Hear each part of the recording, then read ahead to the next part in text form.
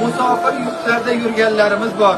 Oilasini haloldan boqaman deb kunni kun, tunni tun demasdan, sovuqni sovuq, issini issiq demasdan, mana shu qahraton qish kunlarida uzoq yurtlarda ishlab yurganlar bor.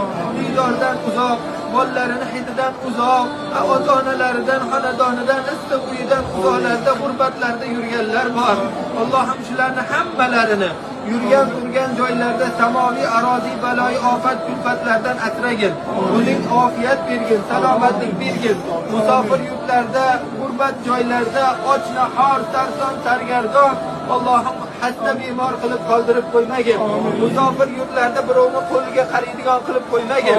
Allohim ana shu musofir yurtlarda ham ibodatlarda mustahkam bo'lib, aziz bo'lib, hurmati bilan o'zingga duoda, iltijoda halol yurib, yorug' yuz bilan oilalarni bag'riga qaytishlarini nasibi muyassar qilgin.